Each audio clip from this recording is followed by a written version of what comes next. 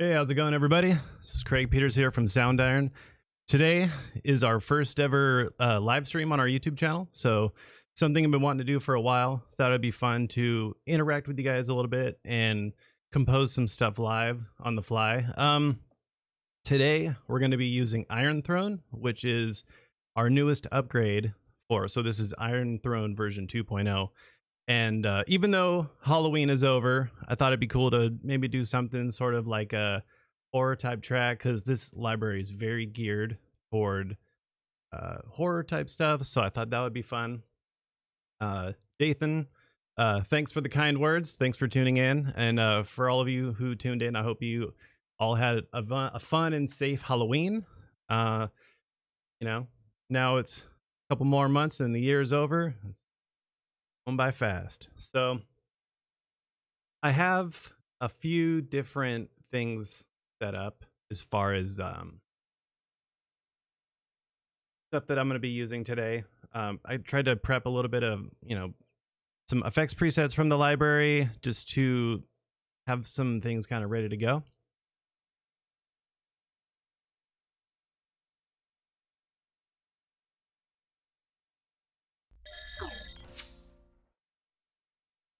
So I'm going to be using Cubase. Hey, what's up, Brandon? How's it going? So yeah, I'm going to be composing in Cubase, which is usually the DAW that I tend to write in. If you guys have any questions at all, feel free to throw it in the chat. I got the chat up here so I can see the different questions that are coming in. Nathan from Soundiron is also going to be in the chat, so say hi to him. If you guys have any questions that I miss, you can shoot them over to him, and he'll be there to try to, just answer anything. And yeah, so hop right in. So I got, like I said, a few different effects presets loaded up. With these effects presets, whenever we write them, or not write them, I should say, whenever we are creating them for you guys, we always try to make them to where there's sort of, jumpstart the creativity and just kind of be able to get you in that headspace of composing. I always try to, whenever I'm making effects presets, to always, once I'm done, I'm pretty much at the point where I feel like I want to start writing with it. So I'm like, oh, okay, this is good. And then from there, you can swap them up, change them, modify them however you want. But let's just go ahead and play through some of the effects presets that I have. Like I said, I didn't really have any sort of total direction for what I was going to do composing wise. I really wanted to just let you guys see the creative process. Usually it always starts with a blank canvas, which sometimes some of us can be a little afraid of, but let's just do it. So all right, let's just go ahead and play through some sounds. I just went through and just loaded up a bunch of different tracks of sounds that I liked, that I go ahead and play stuff. And if there's any issues with the audio or anything, feel free to let me know.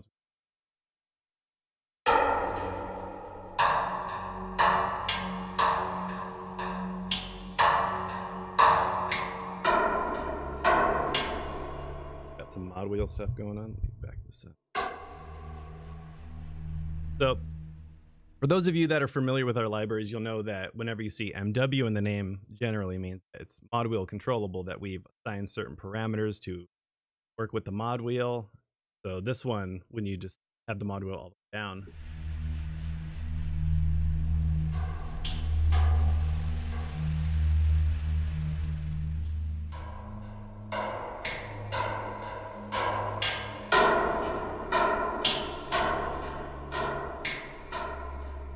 we're just kind of swelling in this percussive thing. So at first it's just more like a synth ambience.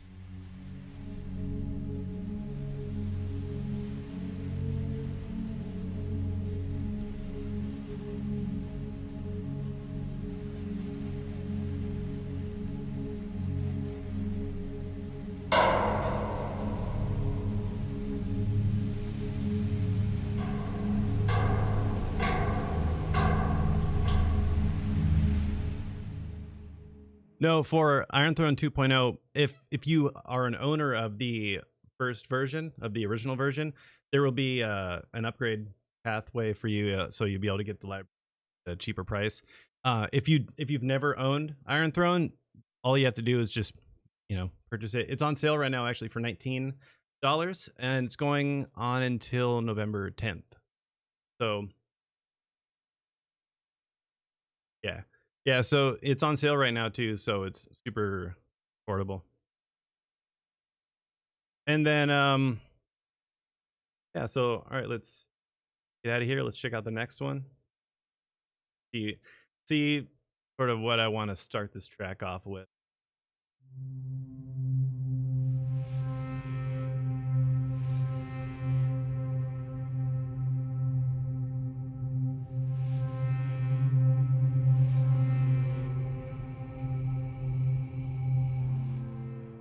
Actually,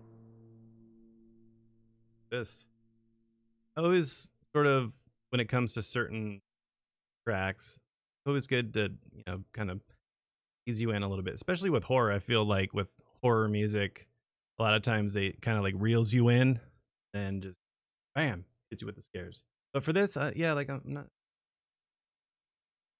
how dark we're gonna. So yeah, let's start it off with this.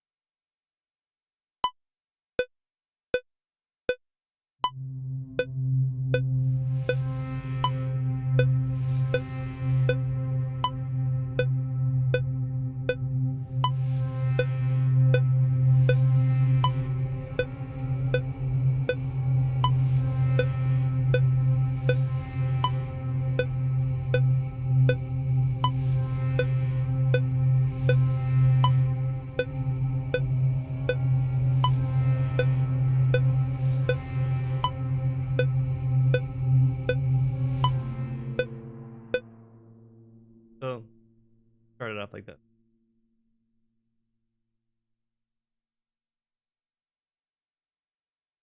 Okay, here. One.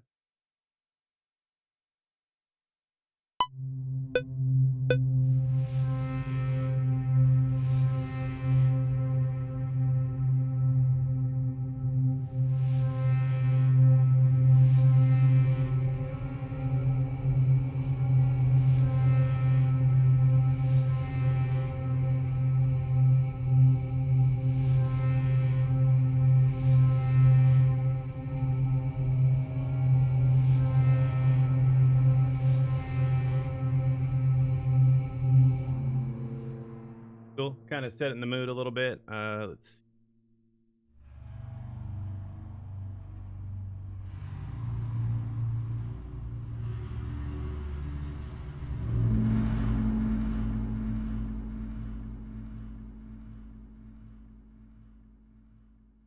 What wheels?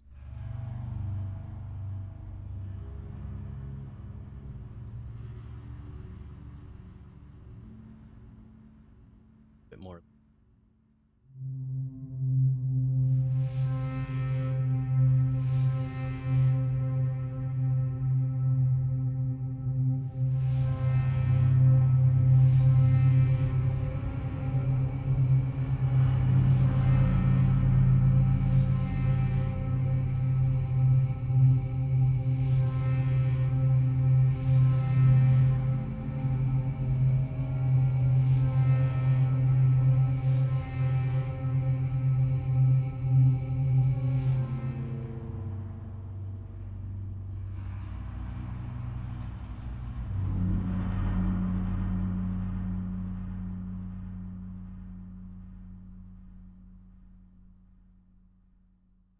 This.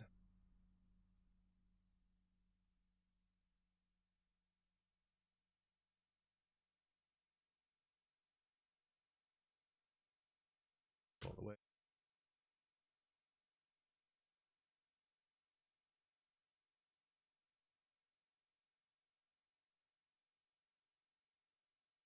Got that. And then we got this effects preset called Hiya, Georgie. Guess where that. And with this one, what I had sort of heard in my head when I was working at the very beginning of the movie the one that Benjamin Wellfish scored, the recent one. There's this kind of sort of the sound of a little kid sort of singing, and it kind of reminds.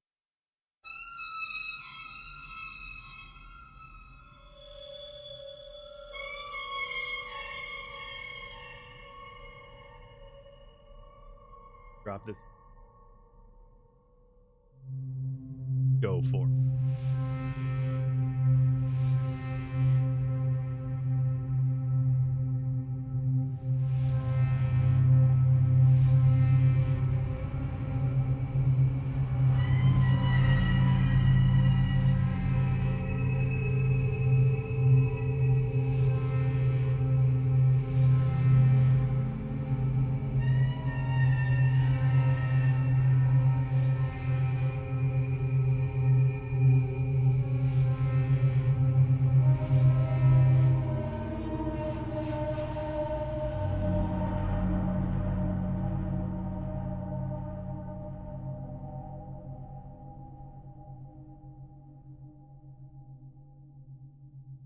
Kind of always like to sort of gradually bring in some instruments just to kind of feel like it's building a little bit. Like I said, that reeling in thing. I've talked about that a few times on their Soundirons, but yeah, I always try to like kind of in little instruments. I also got this this other one from Stick One, and this is a really fun one. This was actually upgraded last year, so this is.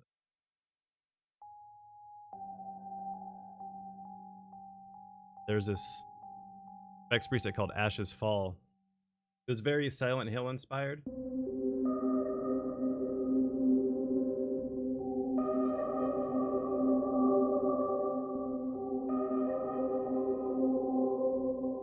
Keep it fresh.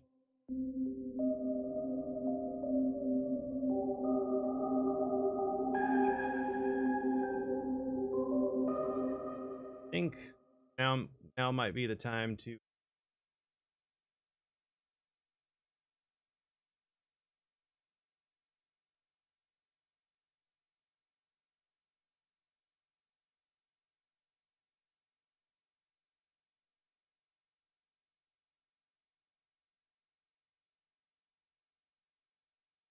pull appropriately enough. And then since this is going to be a send, crank the mix up. Color it some. Kind of keeps it. And I'm going to go ahead and send this.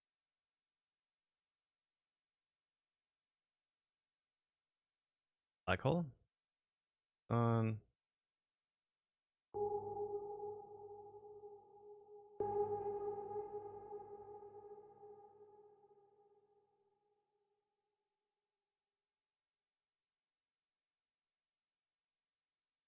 Make sure I can hear.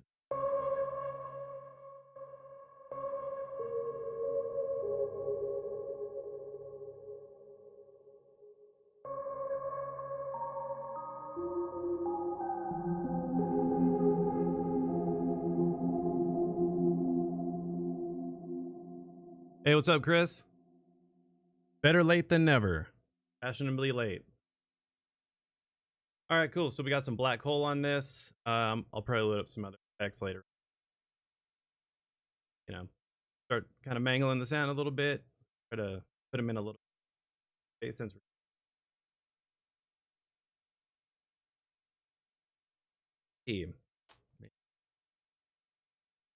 add a little bit.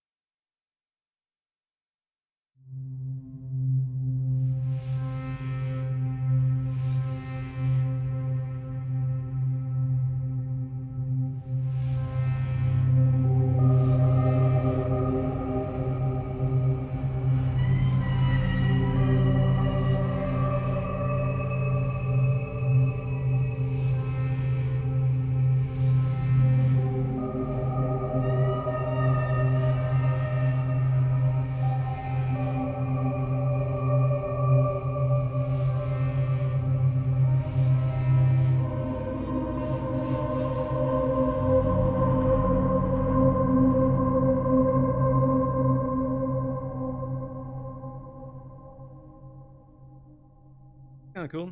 So one of the things that I love about Cubase, for any of you,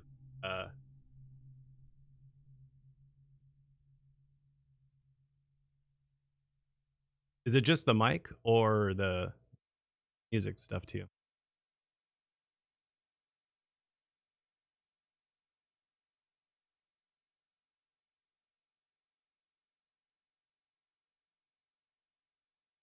Interesting.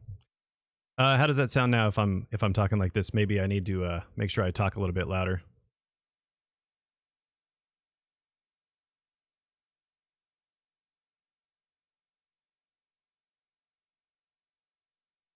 Let me know if this sounds better or not. Oh yeah, so one of the things in Cubase, one of the things in Cubase that I really like is the retrospective record. So I have a key command that's set up to just pop it up. So I set mine to, it's funny, even though I've been on PC for a while, I still sometimes get it confused with Mac. So it's Control R, and pretty much, you know, if you program anything, so let's say I go over here and hit record, and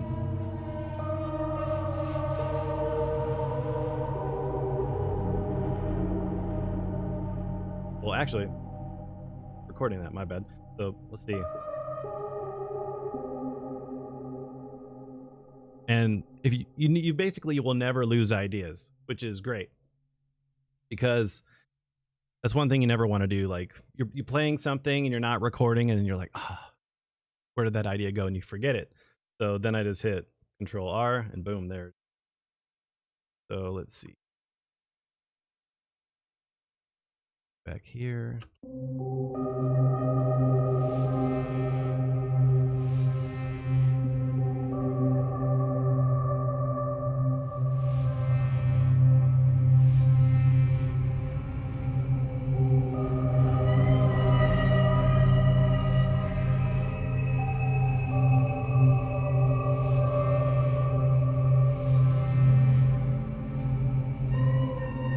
Actually, I think this should have been down here. Yeah, weird. Started a little bit sooner. Actually, it should have been.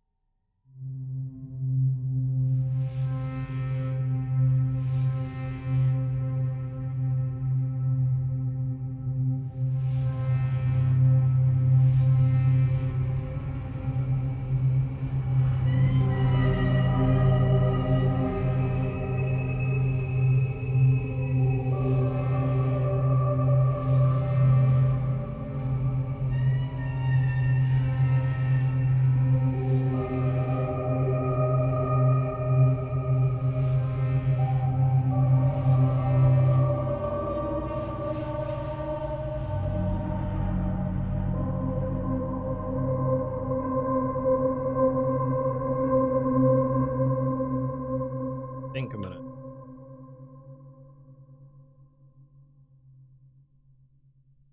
Because I think when you hold them out, kind of builds a little bit, so I might just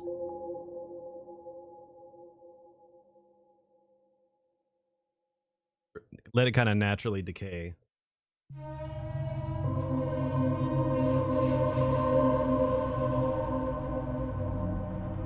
Oh, Logic has that feature too? Oh, that's interesting. Yeah, I started off on Logic. I started off on Logic Pro 9, and it's a great DAW. After a while, I just started finding Logic Pro 9 a little lacking in certain ways. It seems like 10, they really have added a lot of really useful composing features. I always felt like Cubase sort of really lends itself to everything, especially when it comes to programming MIDI and overall just a creative writing DAW. But you know, it all comes down to what you like, you know, what helps you sort of like what's a good extension of your creative mind, because when you're writing, the last thing you want to have is limitations or things like that. So yeah, that's great if Logic has that, because it's such a good a comforting feature to have, especially if you're programming or writing ideas and you just weren't recording or you forget. So great. I think Studio One actually just added that feature too. I saw on one of Dirk Alert's live streams. He's a really awesome composer. He was talking about that. Seems like a lot of people are pretty excited about it. Let's see what else we got. So I also got 6.6 loaded up, and I really love this because I'm a big fan of like really screechy horror-esque strings, and this one's perfect for that.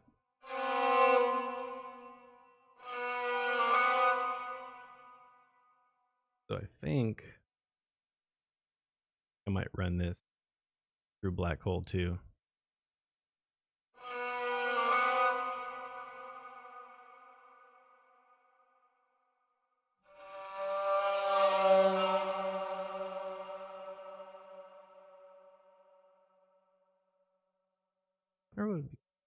There's this plugin I've also been using. It's called Opan. It's built into Cubase. Yeah. This is a really cool one to use if you want to just get movement in your track without having to do a lot of automation. It's really cool. And there's a lot of presets that you can use.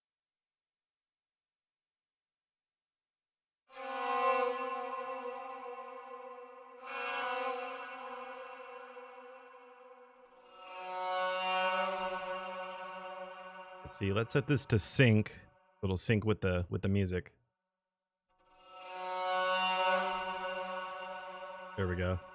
Yeah, because this project is at 80 BPM, so I want to try to keep it a little bit similar in that time.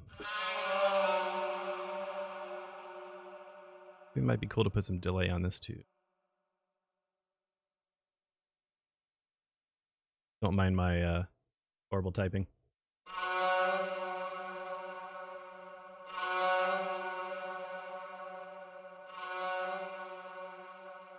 These are synced. Turn the feedback down.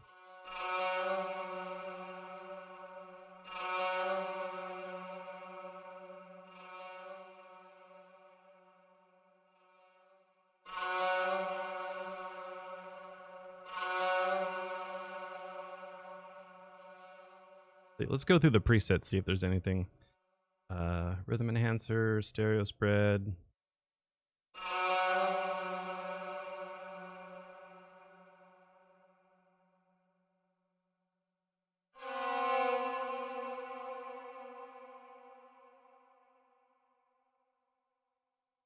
Cool, let's do that.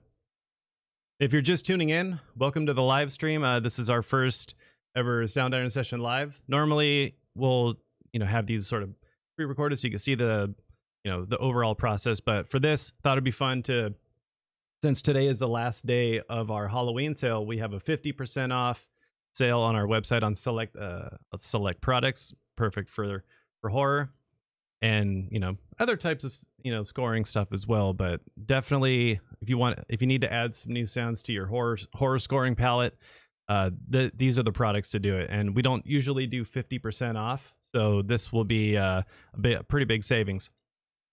So some of the libraries that I'll be using today are from that.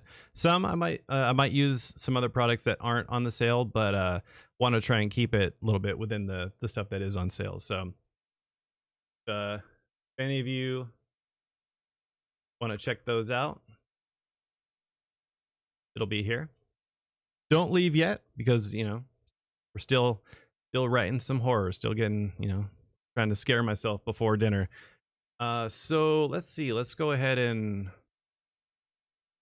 play it from the beginning and see if we can add some of these creepy strings.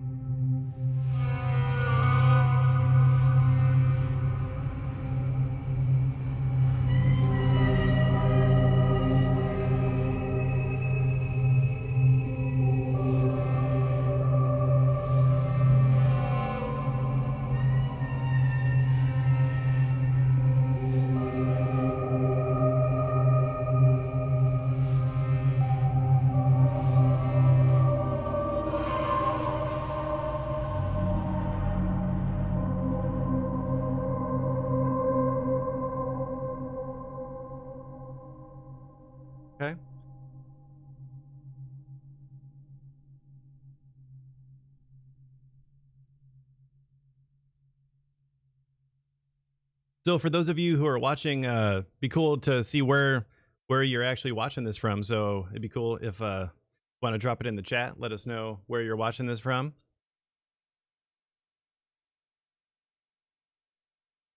This sound here.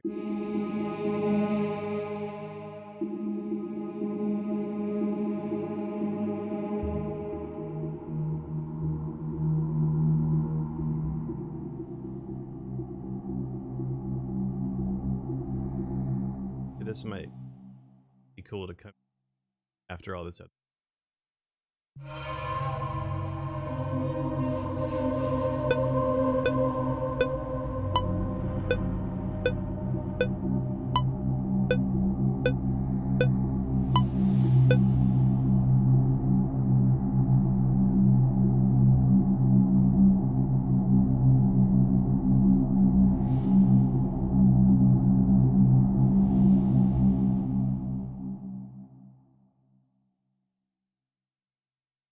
Oh, Indianapolis, nice.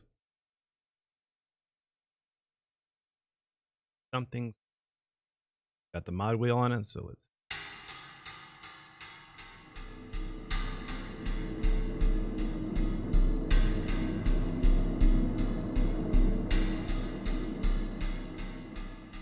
I like this one. This one's really good for tension.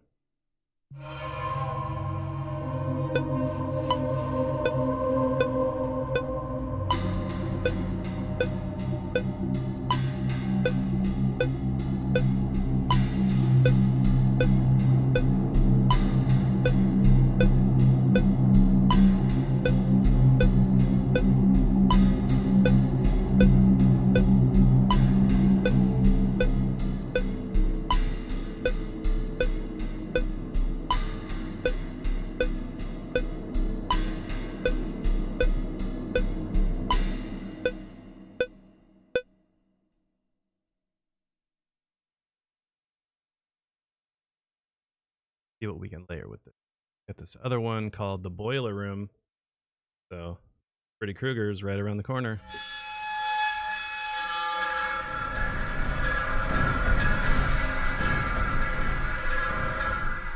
So this one's a little bit more intense, so I think maybe we might sort of bring this in way here.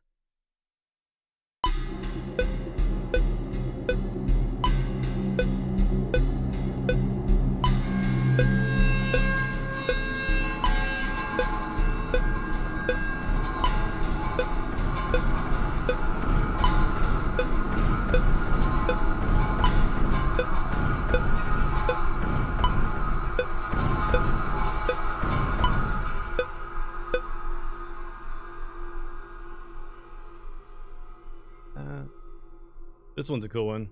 Drum Shriek.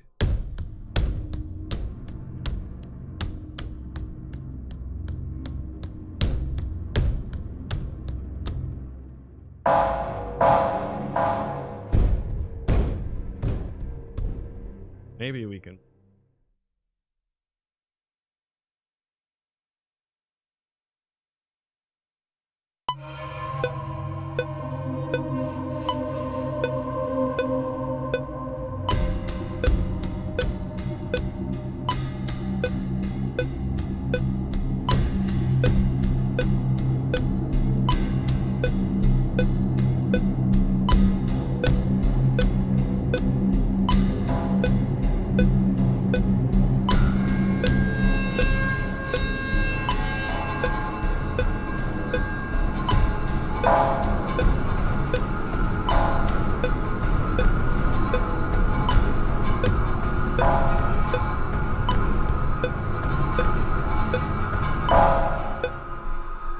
I'm not sure if I want that loud, like bang anything in there. I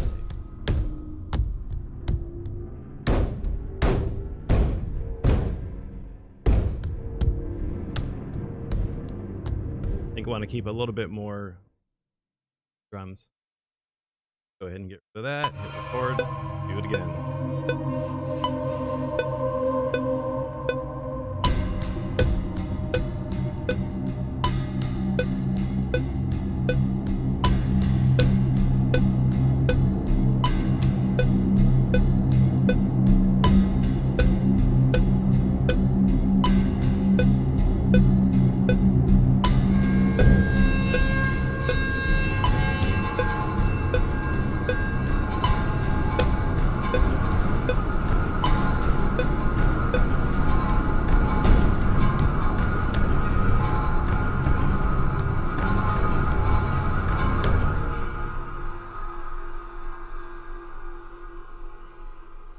And then one of the things when you're using libraries with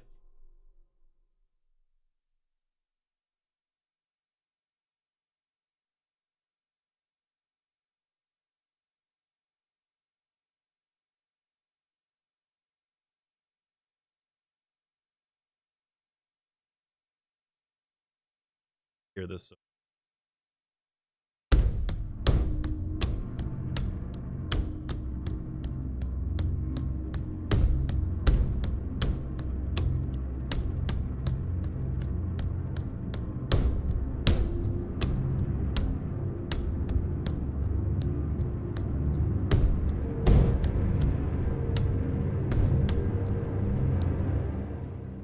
So let's go ahead and add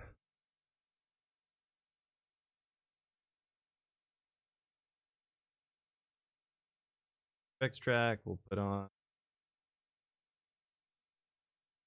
favorites.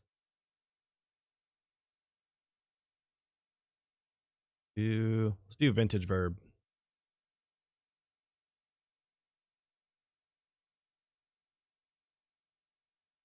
Bring that down here. Keep that. Exit 100. Take our drums. And let's add them to this track.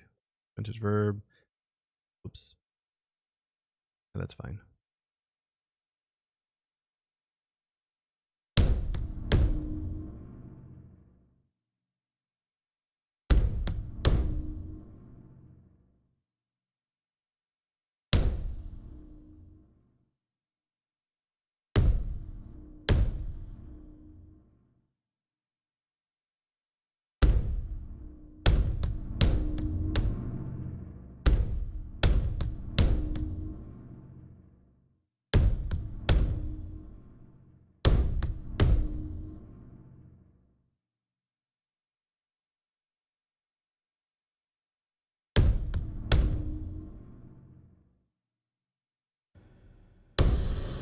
Oh, there we go. Oh, that's why. My bad. I had the track soloed, but I didn't have it soloed with the reverb. Back.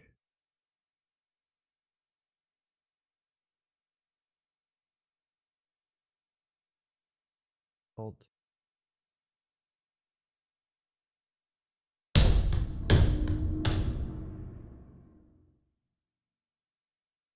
Go ahead and load that again. I'd prefer to use the default.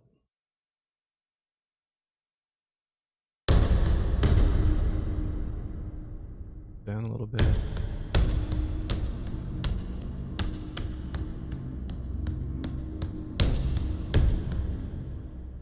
Yeah, I think this live stream should be available to watch afterward. This is sort of the first attempt live stream, so we'll be trying to get it more and more dialed in as things go on, but I believe it should be.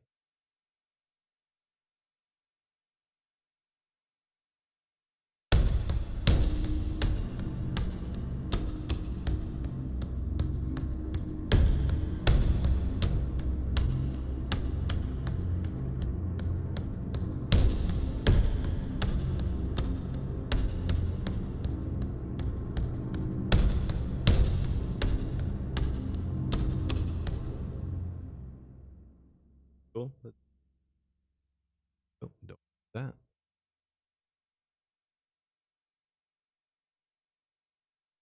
Get some perspective.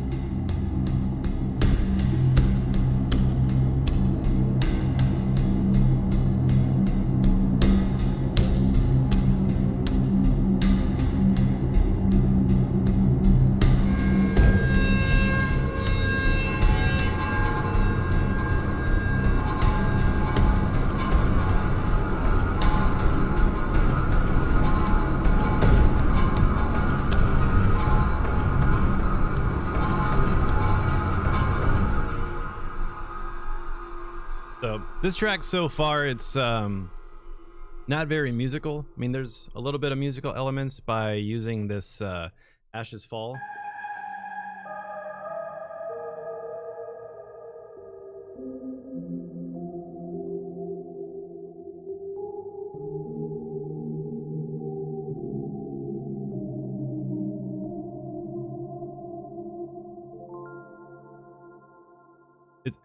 It's funny. It's like you can play very,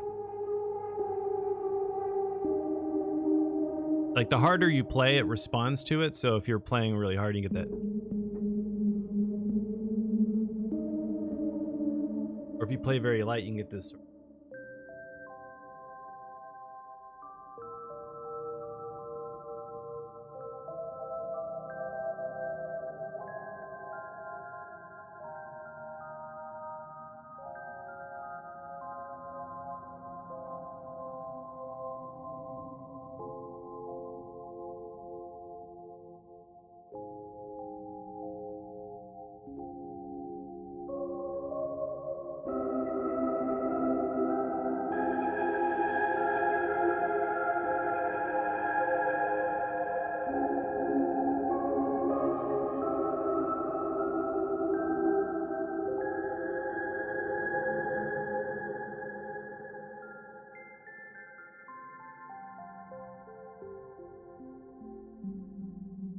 So that's why I like it, because it's really versatile and you can get very kind of music boxy with it. Make it a little bit more scary and ambient by how hard you play. So really fun. So let's see, I also got some ambiences loaded up. This is just the straight Iron Throne NKI. I picked the Ambience 15. And these are all sound designed straight from the source recording. So we'd take them and just manipulate them and mangle them and turn them into these atmospheric pads and beds that you can use underscoring or just kind of creating a vibe.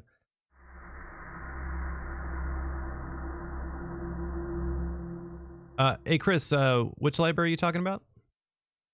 The one that you're asking about? If you were talking about the one that I was playing before, the sound.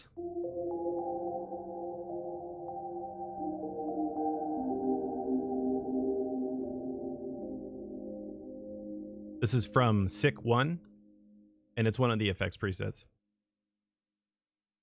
This one is from Iron Throne.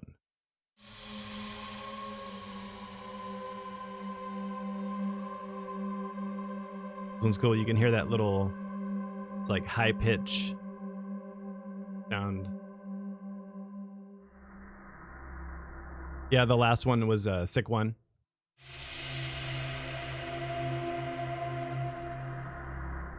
So let's see. Let's run that through Black Hole too.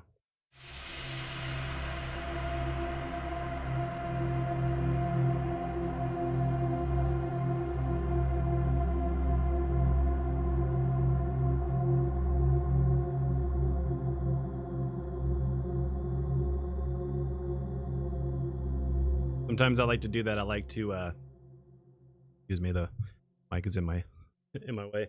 Sometimes I like to take a sound like an ambience and just play with the pitch.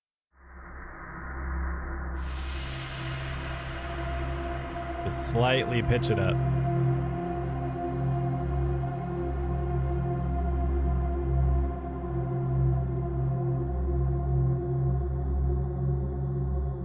Yeah, but the way I like to use it is I like to use it very subtle. So it's just slowly pitching it up just enough to kind of give you that unnerving feeling where it just feels like something's not right. I'm not really feeling too well. Throne is on my hit list. Yeah, the Sick libraries or Iron Throne, if you do any type of like dark music or you're really trying to just create really unsettling soundscapes or scoring horror, if you're a film or game composer, it's like super useful stuff.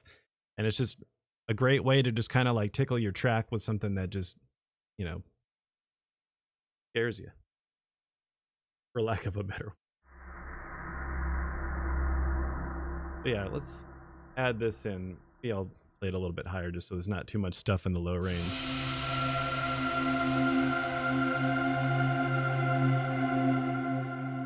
I'll keep it.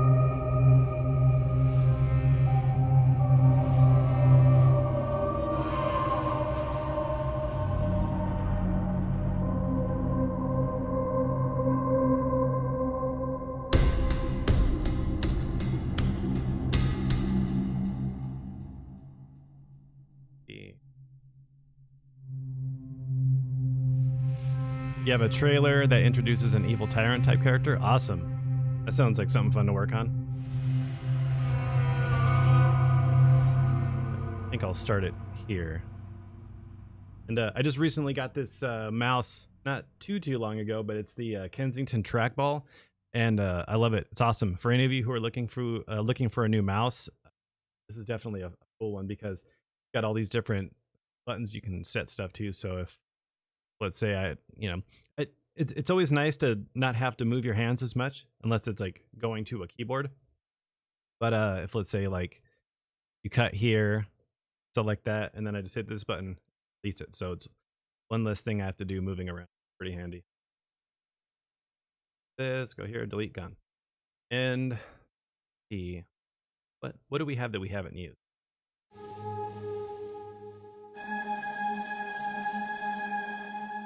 2-minute teaser with the last half with the bad guy. Awesome. Yeah, hopefully you get to do it too.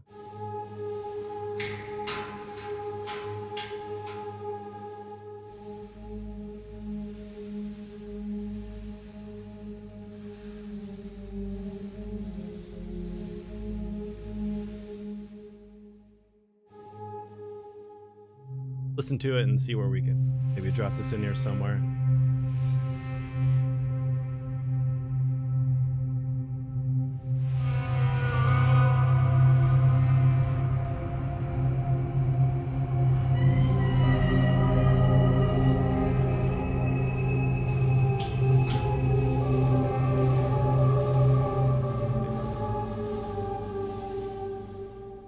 And then also with the trackball, I have this other button that opens up. Oh. Maybe not. Maybe I need to fix it. Oh, never mind. Yeah, this button opens up my instrument, so that's pretty handy. Sure, I think I had the wrong. See what? What's we got going on?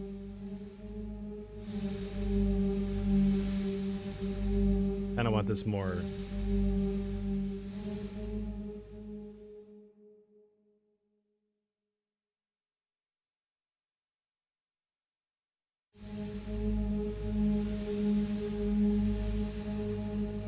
Oh yeah, because these bring in the percussion. So with a lot of our libraries too, especially our upgrades, this is something we talk about in the walkthroughs too. So I'm not gonna go over it too much, but it's really handy when you have this ability to have different layers with different stuff going on. So if let's say I just mute these two, like this. So with the mod wheel, it's assigned to the X fade, and the X fade corresponds to this layer A and layer B, or none. So it disregards it. So if you have something in layer A, I think is nothing. So everything's to layer B. So pretty much as I'm swelling in, I'm swelling in percussion, which is with the arpeggiator turned on. Oh, you're going to be using Mars Choir for that too? Choir's Legatos? Awesome. So let's say we have this all the way down. You're not going to hear nothing as we fade in. fading in that layer. So then turn on layer 2.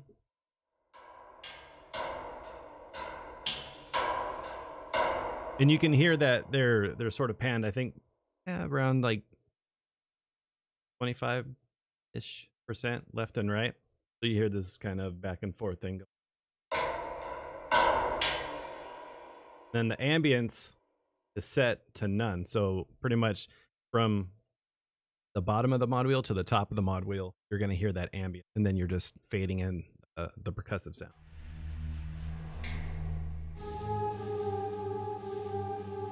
You kind of want to darken this track up a little bit. So throw Q3 on it, just darken it.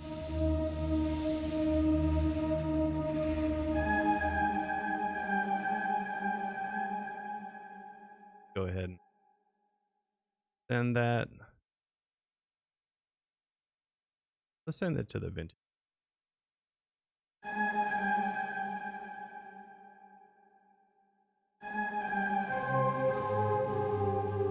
This is kind of starting to sound a little similar to the Ashes Fall sound, but a little different. A little bit warmer and fuller in the low end.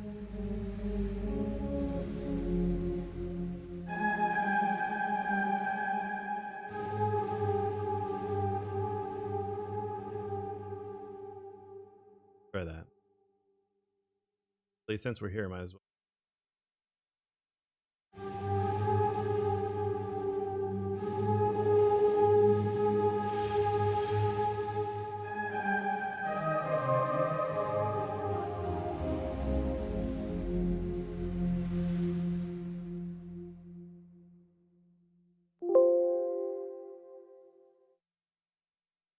So yeah, let's see if we can add this in here.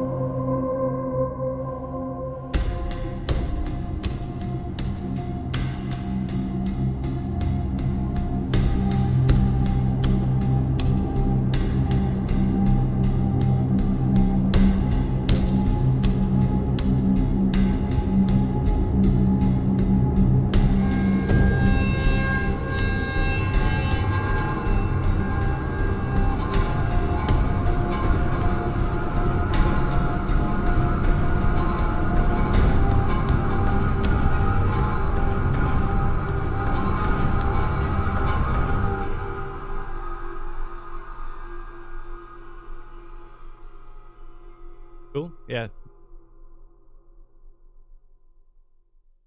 Oh, hey, how you doing? Thanks for tuning in.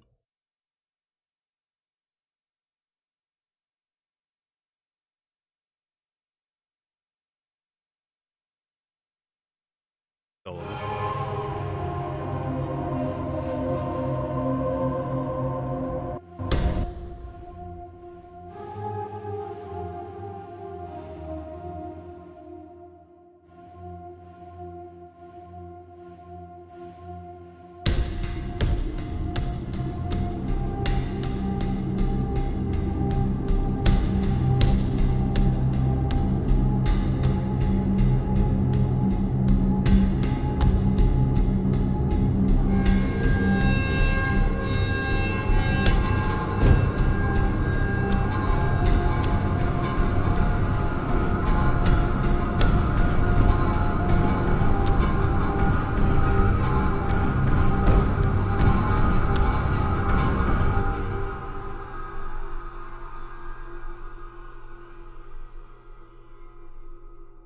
Oh, had an autosave going on. Let's see.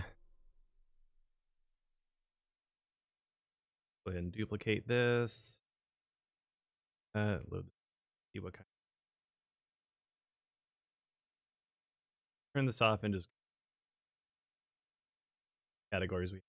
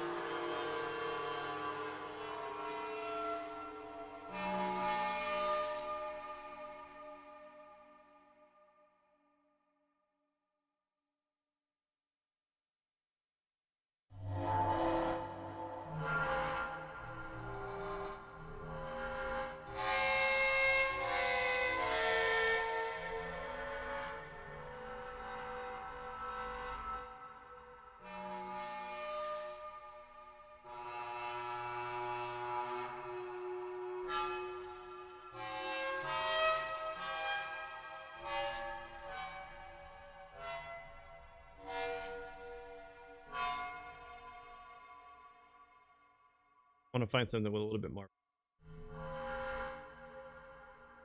Go back.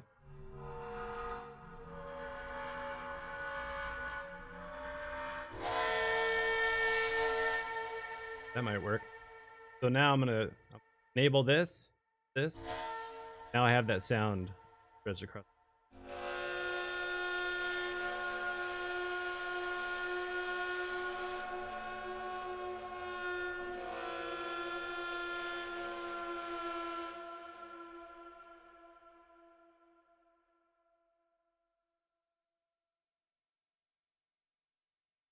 Go ahead, name this Iron Throne.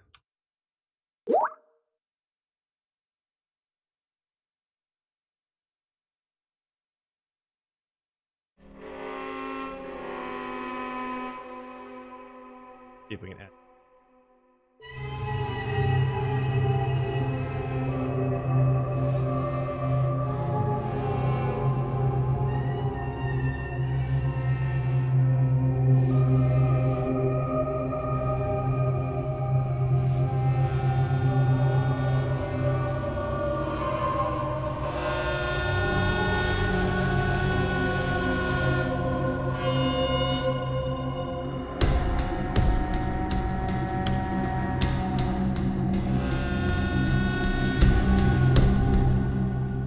So it almost sounds like a dirty sax.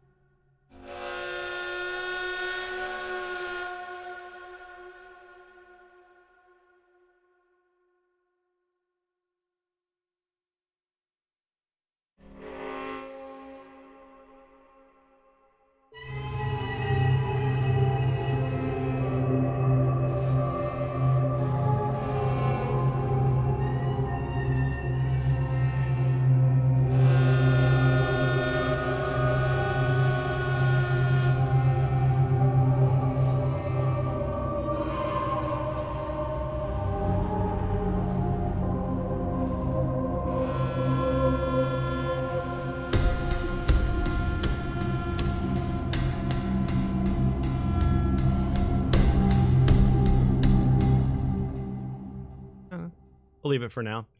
You're saying, Chris, you're interested in the ambiences and metal sounds of Sick 2. Let's see.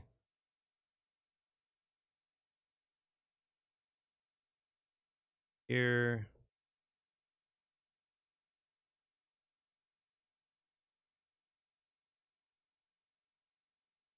Put up some ambiences.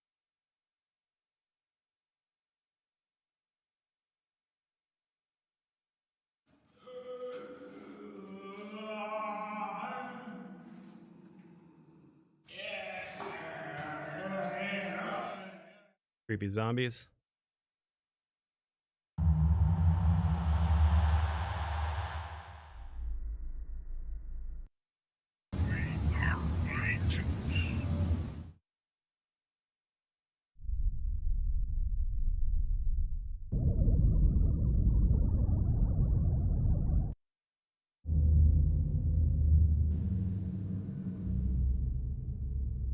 Nice kind of low subby sound.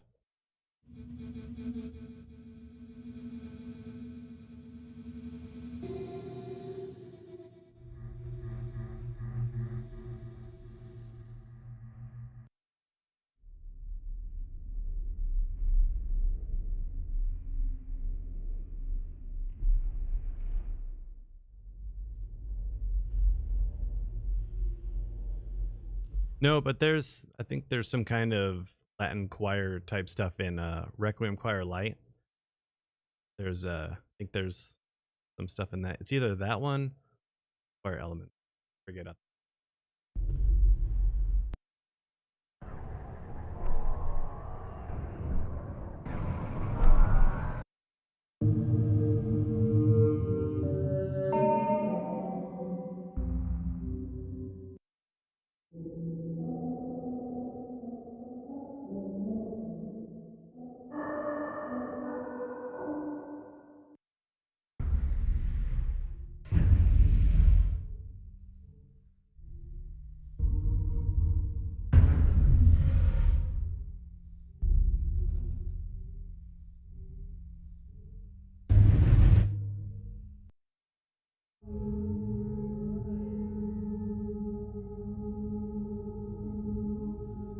An interesting one.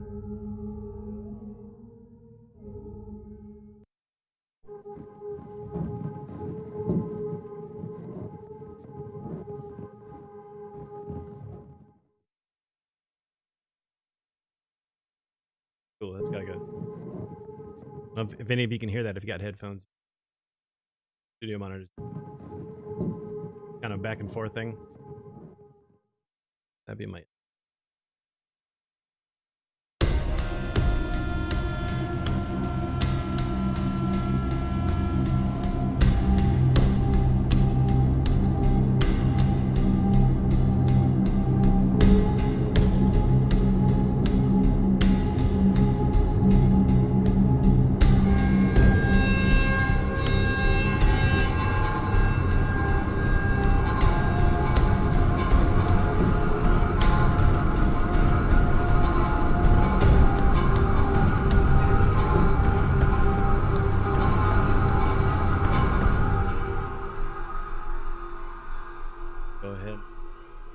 Trim the fat. I always like to try to keep my regions sort of tight and fitted because do any kind of duplicating or moving stuff around to just make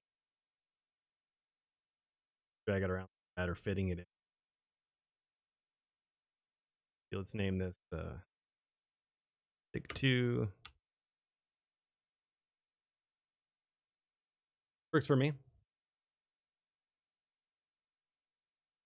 Yeah, if there's any of the products that you'd like to see me experiment or add, definitely drop it into the chat. I'll see if I can bring it in and fit it into the track. So at this point, I think we got a lot of Iron Throne in here.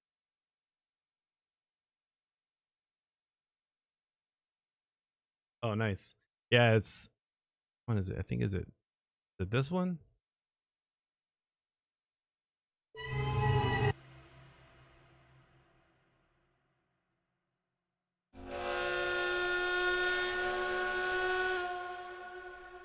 That one's just, it's abrasive, but it works. Works for horror. Let's see. Take a listen to what we have so far.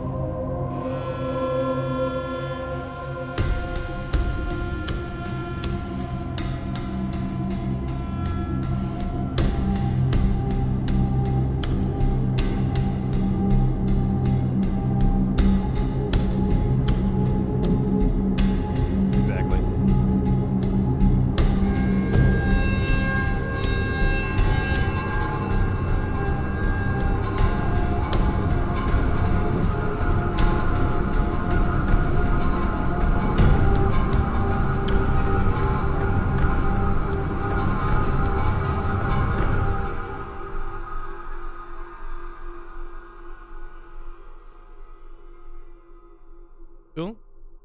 I'm digging it so far. Put this up here. I make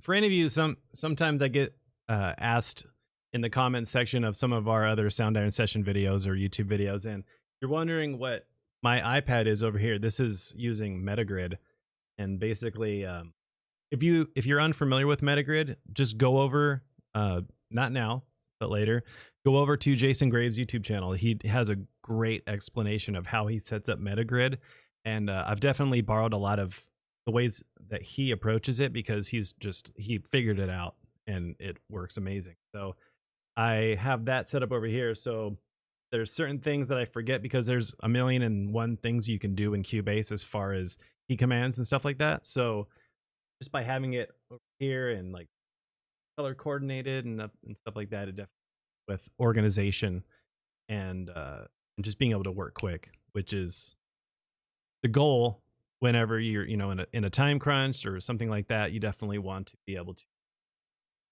navigate as fast as possible. Yeah, I just wanted to put these in a folder here so I could kind of hide them away. We'll call these tracks. Go ahead and color it Purple Rain. As if the train is pulling cargo on the track towards the end. Oh, nice. Oh, so I think you might be talking about this boiler room sound. Is that the one you're talking about, Jathan? Definitely sounds very train-esque. Let's see. I kind of hear some kind of like a solo female vocal. I always tend to kind of drop those in on some of these tracks just because it just adds this, I don't know, a little bit of a human vibe. So yeah, with Metagrid I could just create an instrument track. Yes.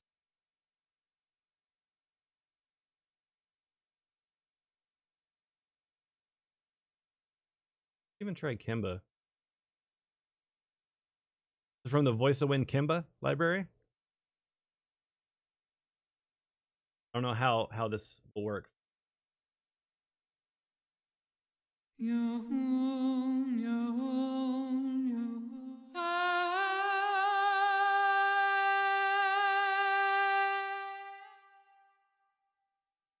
Gonna drench this verb.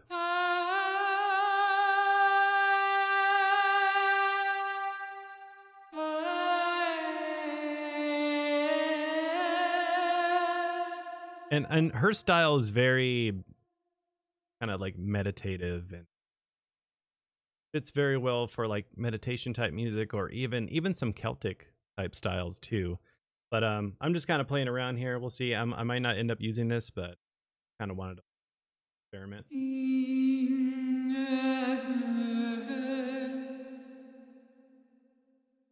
Just play around.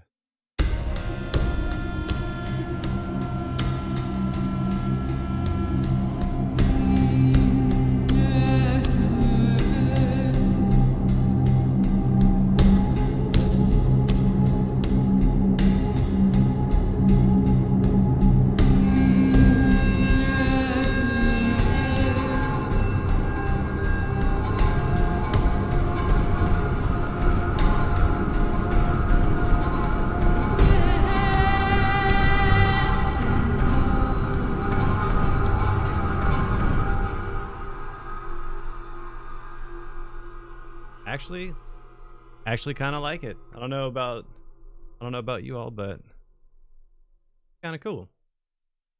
Oh, my girlfriend's in the chat. How you doing? Thanks for tuning in. You should be working. So let's see. Got that in here. Of wind. Kimba dark.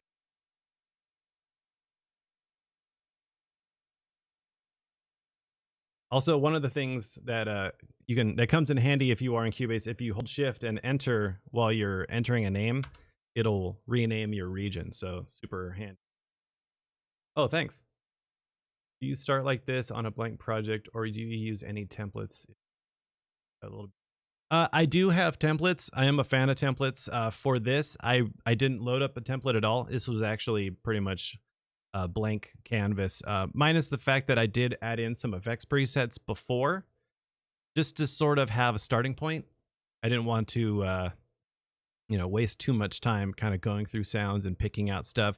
Usually, it really depends on what you want to do. If let's say you're doing orchestral music and you want to have a template that has all your strings, brass, woodwinds, percussion loaded in and routed, I definitely would suggest using that as a template, because if you know all the sounds that you're going to be using, then just having them loaded and just in a finger motion away of just kind of loading it in, because there's nothing that kind of ruins creativity like having to open up a new instrument track, create this, and then route it and all that sort of stuff. So I would suggest, if you have certain projects that you've done, whether it's orchestral or if it just has a particular sound that you might end up using again, just saving it as a template. And that way it just allows you to have everything loaded.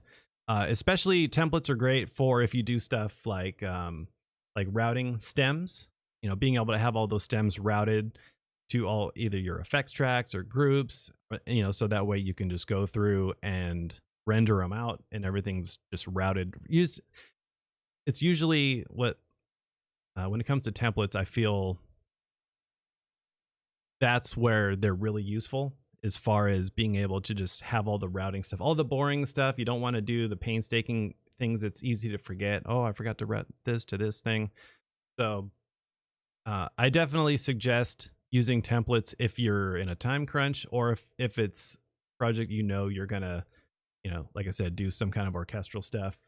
Those are usually the ones that I always try to work off of, because you're going to be using certain instruments and stuff. But for this, I think doing both is good, just because templates can also be stifling to creativity, especially if you have 500,000, 2,000 plus tracks loaded, because then you either start to use the same stuff that you always tend to use, or you just maybe you're getting overwhelmed with all the different choices, because stuff like this, like the way I'm doing it for this one, I'm pretty much just kind of really trying to use my brain to sort of gauge what I want to do with the track versus just kind of adding whatever's in my.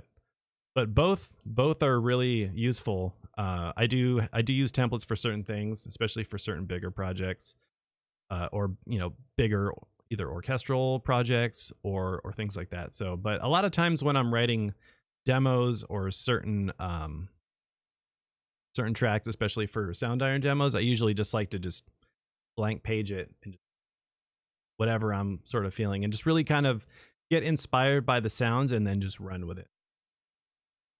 That you go for empty template routing for the most part. Yeah, I mean, there's nothing wrong with that. There was a the Soundiron podcast a while back. I interviewed Gareth Coker, and he's a really big video game composer, and he was talking about how he's not a fan of template, and it's really refreshing to hear, because especially when you hear a lot of the more the bigger composers who are working on like movies and AAA games and stuff like that, you always hear that they got these massive V Pro templates, and it's really cool if you have that option, or you have a system that can run that. But it's kind of cool to hear that a composer of his level just likes to just load it up, and just kind of go with it. So I think it really just depends on how you work, but I'm a fan of both. I think it's good to switch it up between template or no template. Hear this again.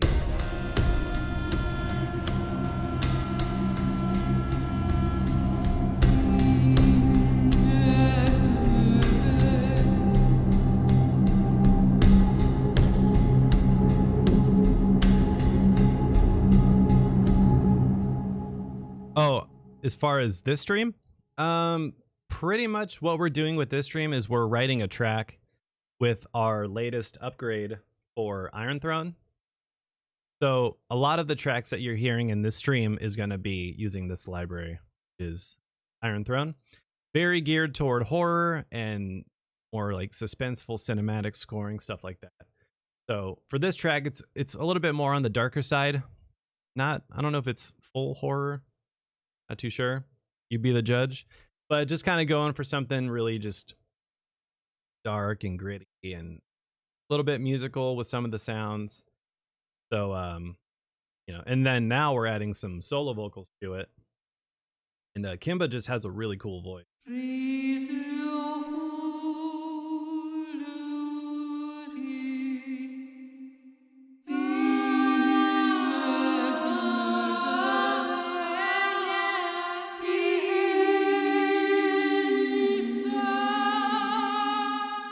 And that's this is using the phrases for Kimba. I don't know if I would compare it to that. I mean I think that library probably has a lot of sort of sounds, minus the fact that this one doesn't have any kind of XY pad or anything. But you do have the option of going through using the X fade to crossfade in between different stuff. Like for this one, for example, if you're just starting off with an ambience and then fading in with some percussion stuff.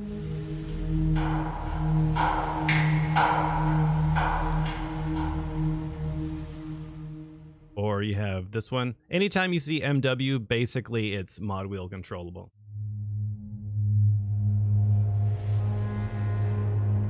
So you hear this has like this low sub sound. And then we're bringing in some other eerie sounds on top. So actually, let me go ahead and open this up so you can see how it's working.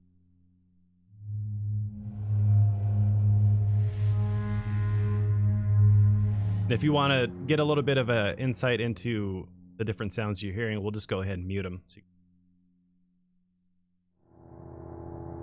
So layer 1 is going to be all the way up top. So if you go to layer 1, it's on layer B. And it's like a bowed sound that's stretched across the key range. Kind of a low bowed drone sound. Then we got layer 2. Go ahead and solo this for you. So this is on the top as well for layer B. And a cool thing you can do, I didn't have it set like this, but you can do it if you want. You can go to each layer and control the panning. So if you want to have a little bit more of a wider stereo field, or just some different eerie kind of gritty bowed sounds on your left and right, you can do that too. So let's just go ahead and solo this. Now we got that on the left. Go to layer 2, pan that to the right.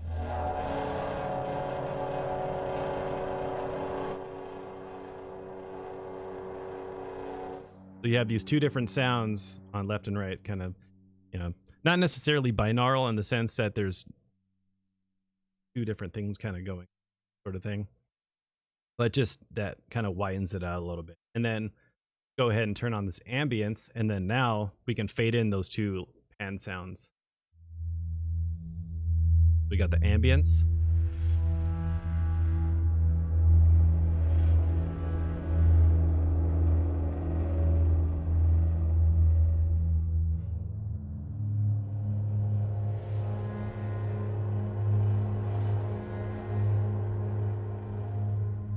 And this kind of stuff is great for underscore, especially if, let's say you're scoring a horror film or short or something like that, and you just want to set a tone and a mood. Let's say you're not really wanting the music to kind of overshadow any of the dialogue or something like that. You can just kind of have things like this and just swelling in some other sounds just to kind of give interest in. Yep, you can CC learn anything if you have any sort of like MIDI sliders or controllers, or for this I'm using the S61, and there's also a bunch of knobs here as well. So if you want, you can learn any of these knobs. You can even say for layer 2, you want to learn the MIDI CC for this, you can do that. So now if let's say you want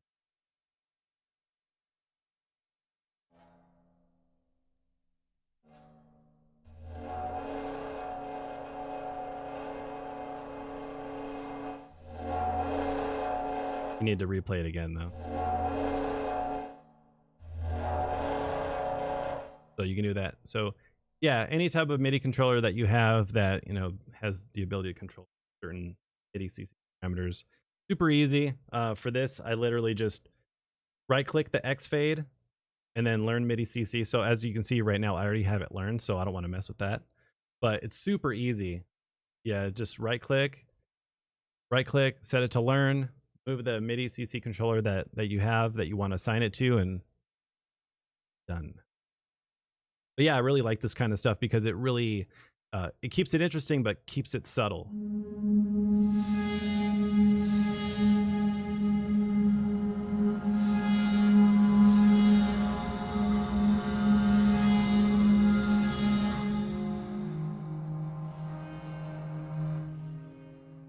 then we got this other one, Bone Chiller. I think I have used this one actually.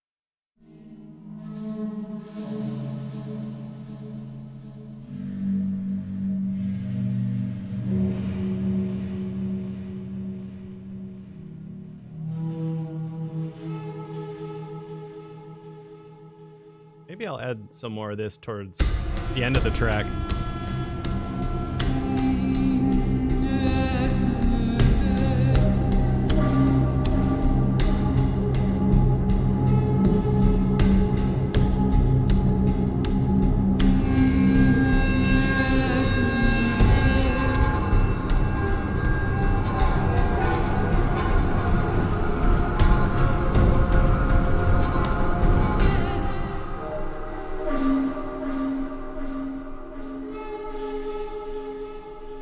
I think I'm going to keep the module up. Yep. Let's hit record.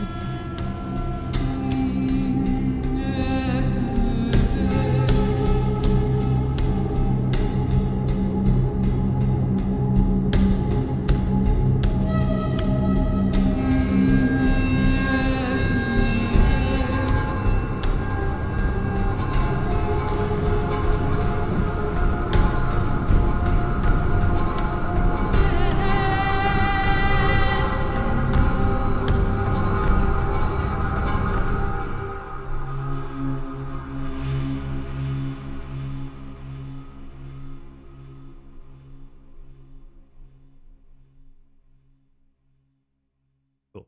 And the reason I'm doing that is because that's how long it takes for the reverb to die out. So just so that way for when I'm rendering, so let's say you go over here, select them all, hit P.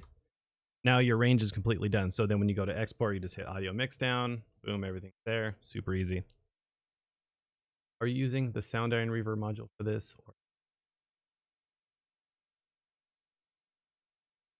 For this, I'll show you which reverbs I'm actually using. So I have Black Hole loaded up, which is a favorite of mine. I have Valhalla Vintage Verb, which is another favorite of mine. It just depends. I mean, you know, you can kind of switch these in and out with any reverb, whether it's a stock reverb in your DAW or a third party like anything from Valhalla or Black Hole one, which is from Eventide. There's a which choir sound? Are you referring to this one?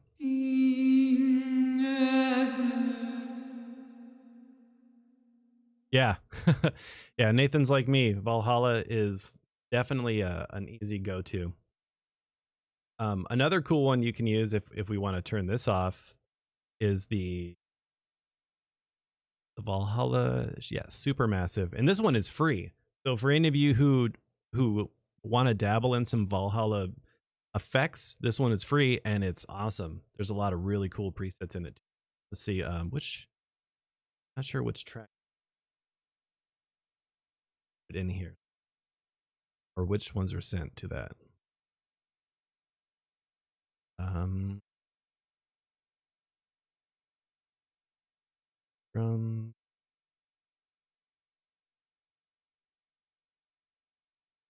so this track has it.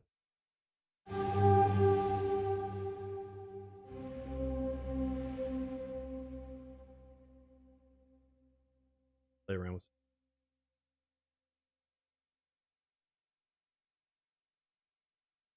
I usually just click around until I find something. Oh, nice. Yeah.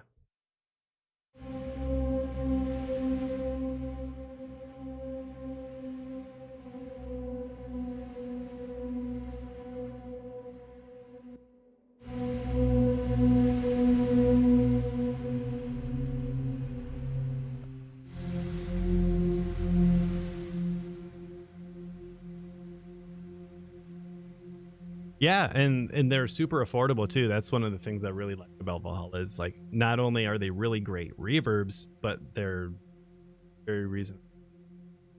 So actually, let's see. I'm gonna switch this back. If you guys want to hear a little bit of sounds like open up some emotional piano pedal.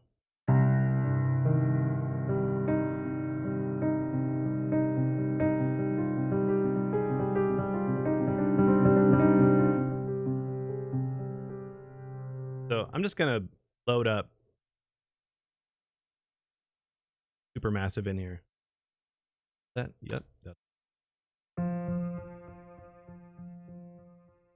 Right away it's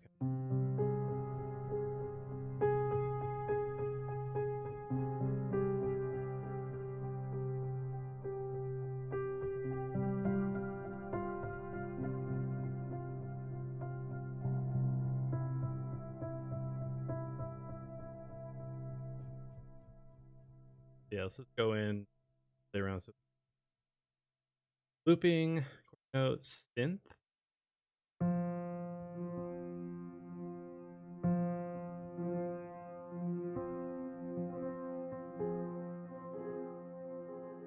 Try some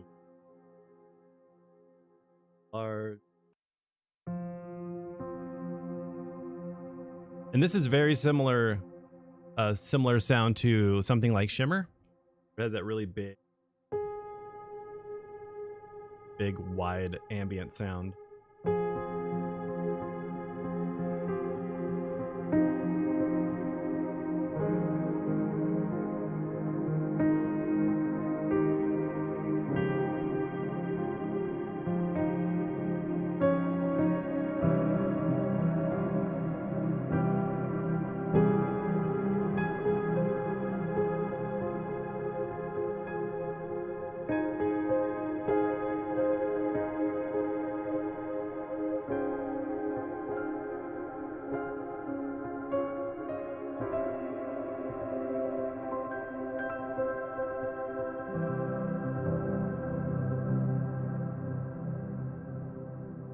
See, I wonder if we can add some people. See, maybe I'll just copy this over here and see how this sounds. Whoops, can't do all of them.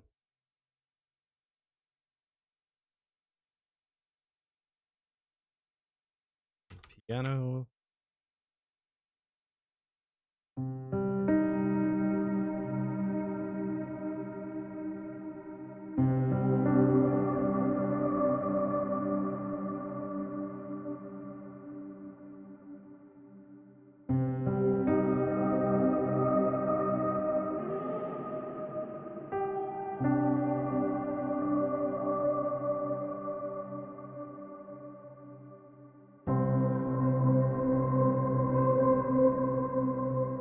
Sounds kind of cool because the piano's got a little bit more sort of punch in each, versus the other one's very ambient.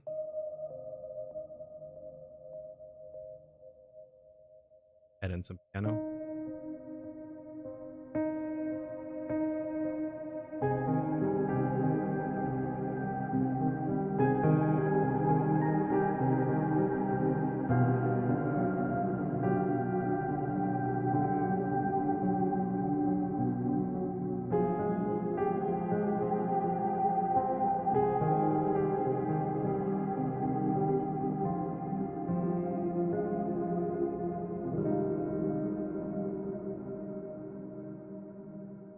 Interesting.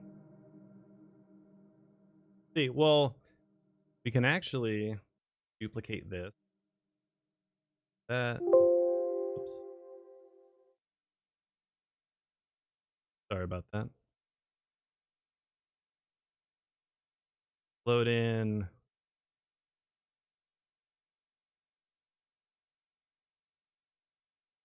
Usually generally like to turn the legato.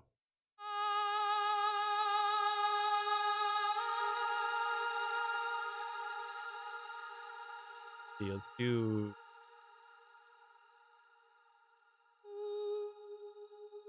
So speaking of the MIDI learning stuff, so we can go ahead and right click the swell, learn MIDI CC, and now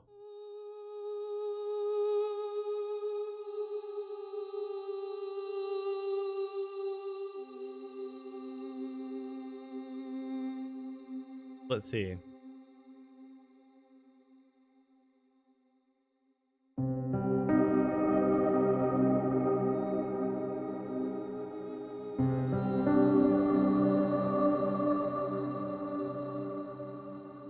Actually,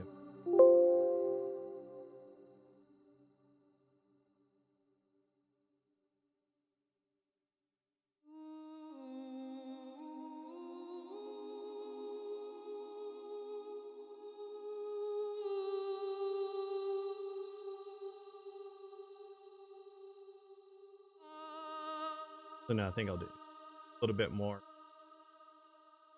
bit more. Okay.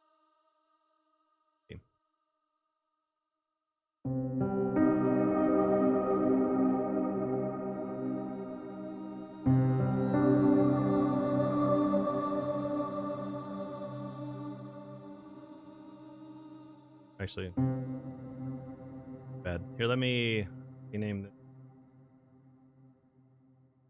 Timba. Got it. So I'm gonna go ahead and install all these inheriting content.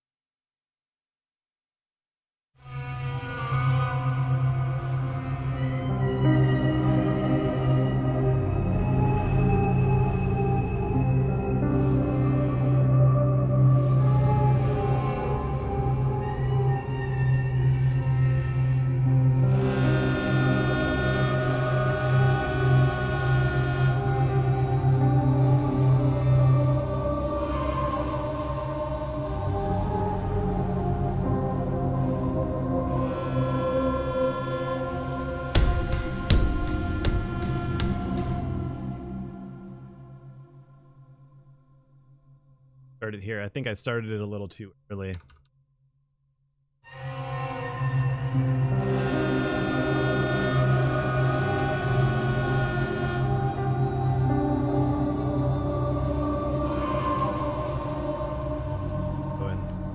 Go in and edit this a little bit.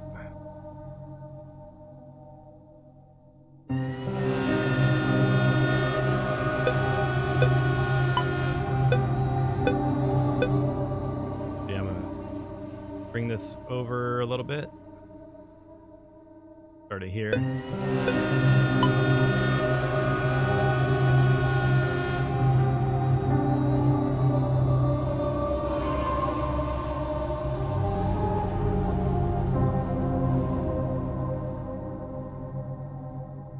All right.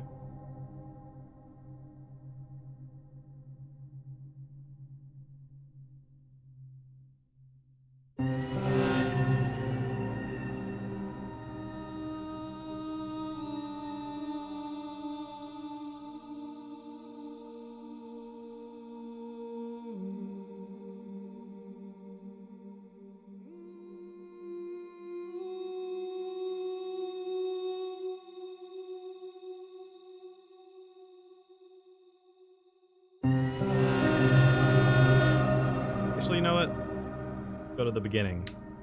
Start from the beginning.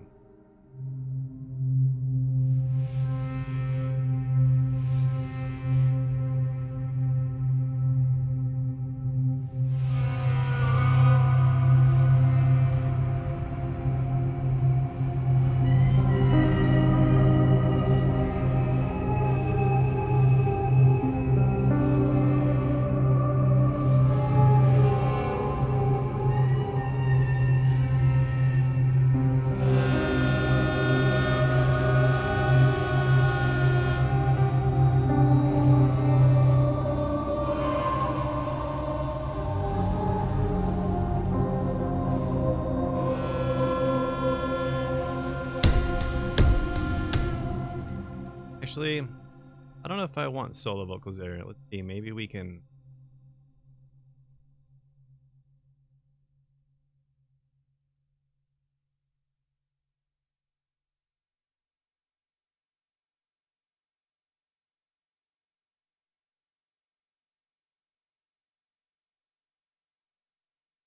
Do boys choir. I don't know why. I like using boys choir for. Plus, I was watching Children of the Corn this morning, so I have that in my head now.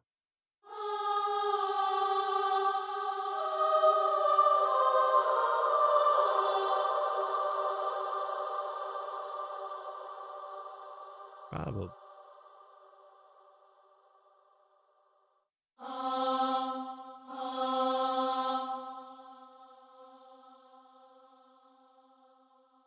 Whispers? You do that.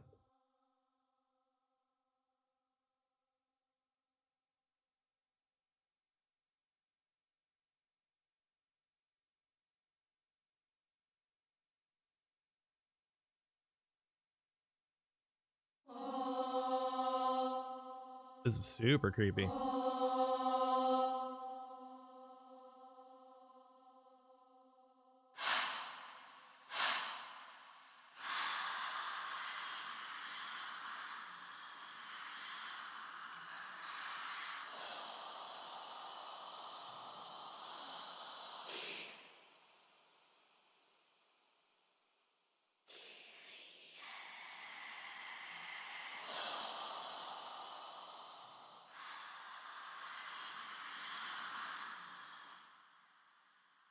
Kind of sounds like the zombies in The Walking Dead. Kids zombies. See, maybe we can turn this up a bit now. Not going full.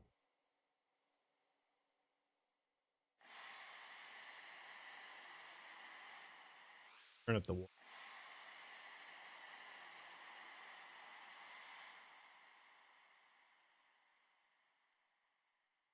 Yeah, this.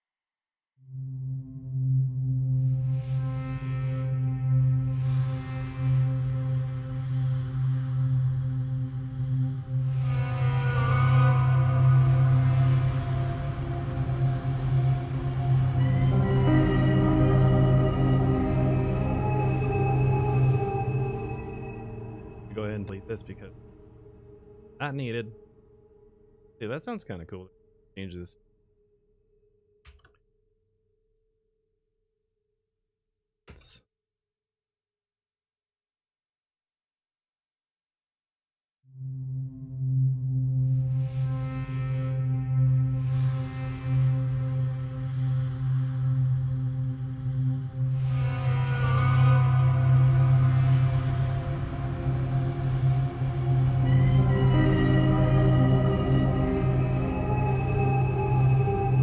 Yes, it will.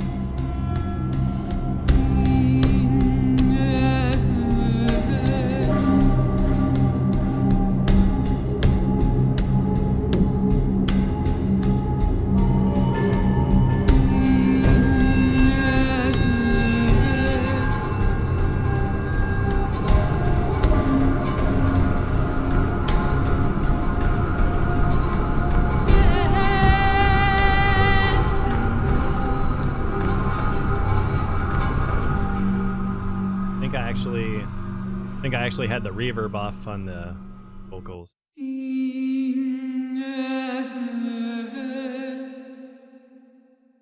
Oh, I had the plugin by. Sorry about that. Hear how it sounds.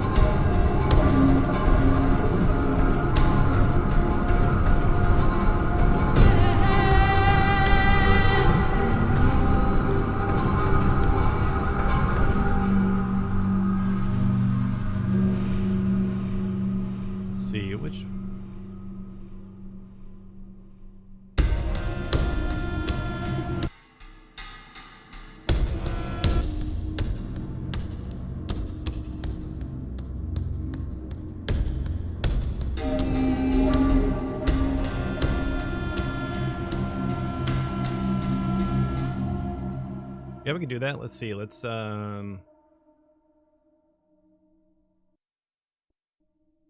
another sound. Let's go. Let's use some of the just the percussive sounds. Work.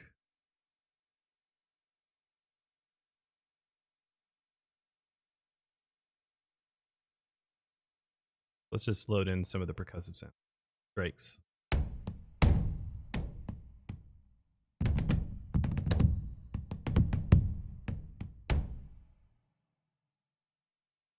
So let's route this. Send.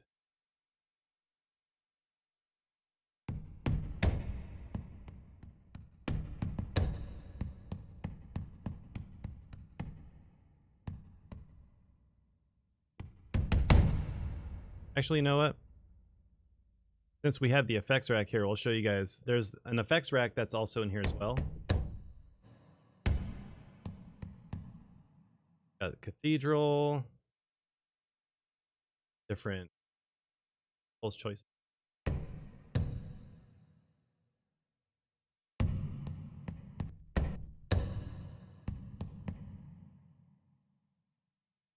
Might be.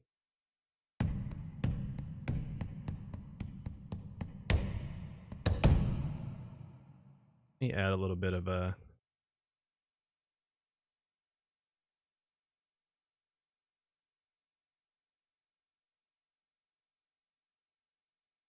little bit EQ.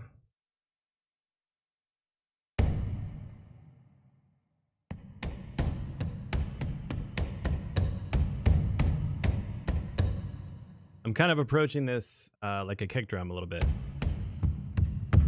because it sounds very kick drummy. So I want to scoop some of that out.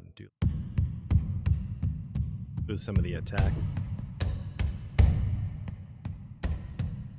There's another plugin I have that's pretty cool. R-Bass. I think it's.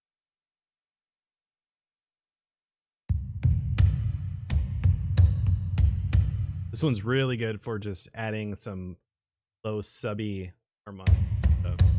You can choose frequency range you want. 80's good, or like around 60, kind of where I like to have my low bit. Which whisper patch was that? It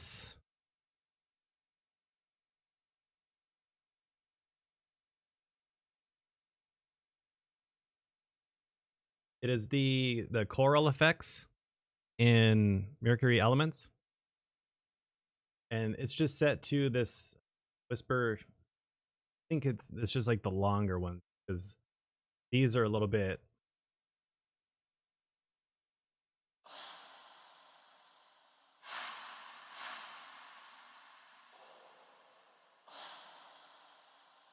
Some longer ones. There's also some other ones on.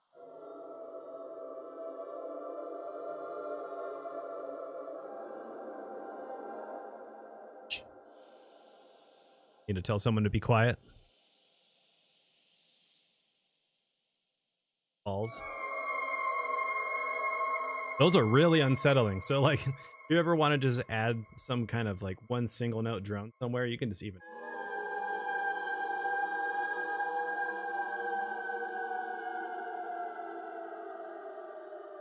That'll conjure up some uneasy feelings. But let's go ahead and do the whisper. But yeah, there's a lot of really cool choral effects in there. Some that are good for horror, some for just more ambient. See, where were we at? Oh yeah, I was big drum. So someone had an idea of maybe doing a little bit of passive stuff leading up to. See if we can do down here.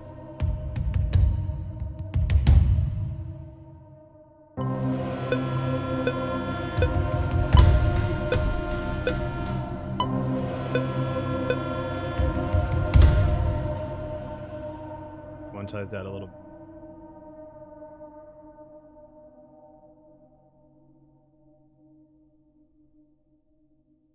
Try to not hard quant. I have it set to iterative quantize. Iterative Quantize. And this is cool because it just kind of you can see they're not quite on the grid, but when you have it set to this, it slowly brings it onto the grid. So now it's pretty much off the grid, but you take it back a little bit. Give it a touch.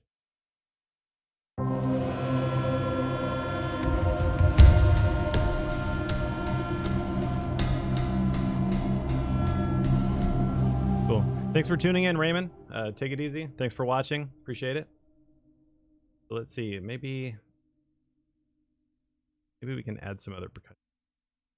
One of the other ones that I have on here, this copies it up an octave or down an octave, and then from there I can just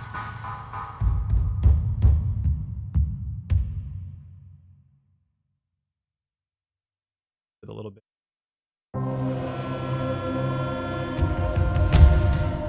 So that's super handy, especially when you don't want stuff to sound too quantized. It just, you know, it's nice to have those slight little flames in there, even if I wanted to do that to these. Keep pushing that until I like it. Or you hear how the drums have a little bit more of a flamminess to them than both just.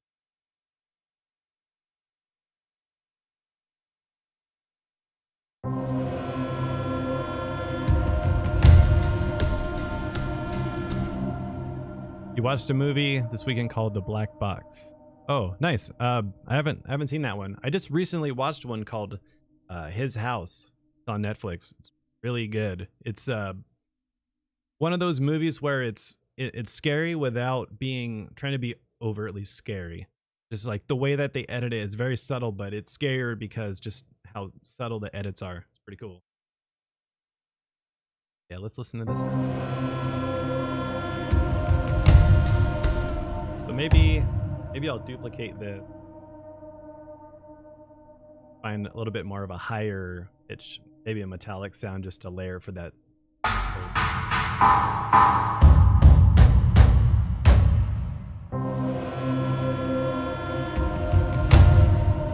Let's ramp this up a little bit. So you can also in Cubase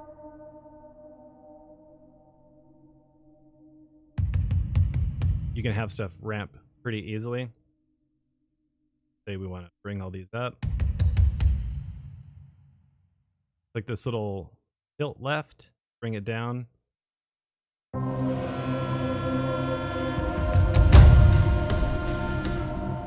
That's kind of cool. I like that.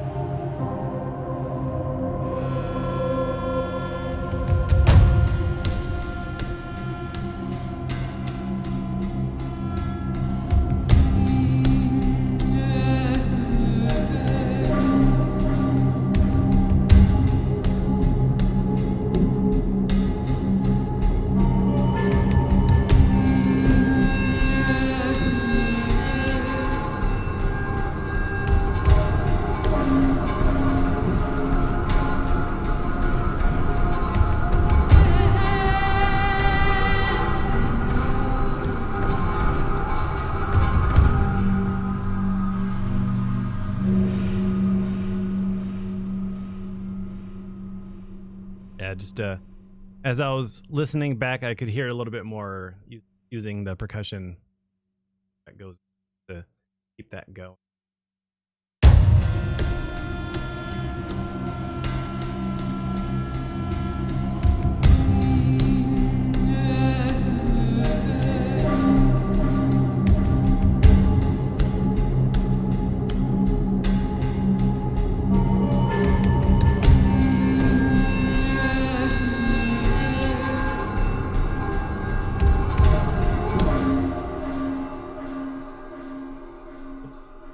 Something here that was, I think I might have a little late.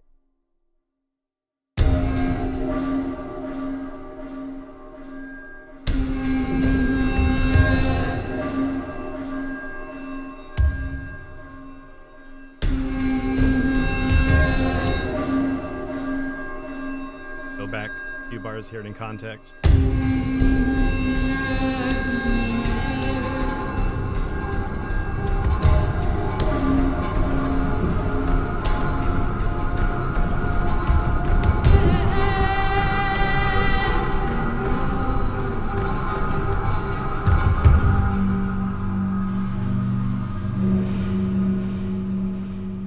Cool. I think that pretty much wraps it up for this cue. I mean, I think it's a cool little, starting point to a track.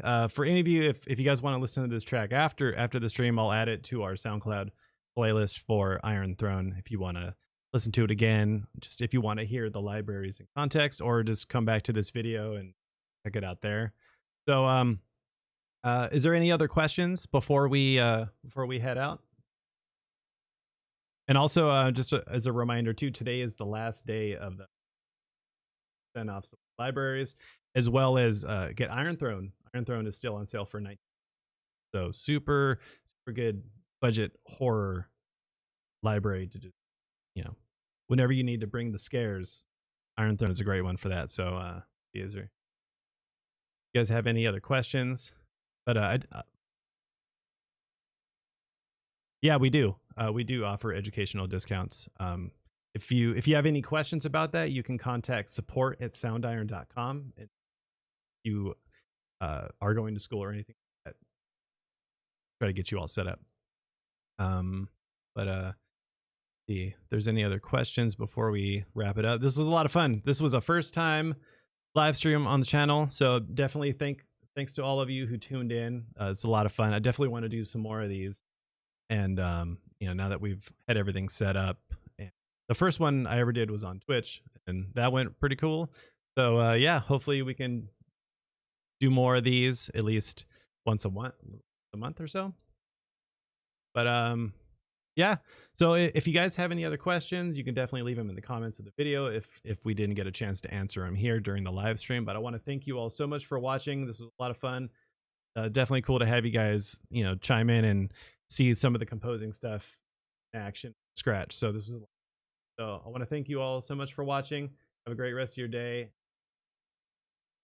Future. And also, if you haven't subscribed to our YouTube channel, definitely give it a subscribe and hit the notification bell, because whenever we do live streams or anything like that, that way you get, or also for any other walkthrough. Thank you all so much for watching. We'll see you